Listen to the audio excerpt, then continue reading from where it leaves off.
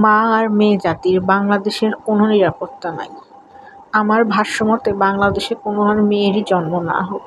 কারণ একটা মেয়ের জন্ম হলে 10-12টা জানোয়ার ওই মেয়েটার জীবন নষ্ট করার জন্যে রেডি থাকে।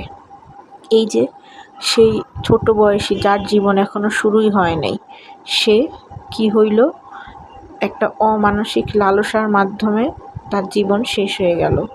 কিন্তু আর আমরা এমন দেশেই বসবাস করি, এই দেশের কোনো বিচার নাই। ধর্ষণ হোক, খুন হোক, খিলাপি হোক, আপনি কোথাও দেখাতে পারবেন যে এই দেশে ধর্ষণের ভালো মতো বিচার হয়েছে?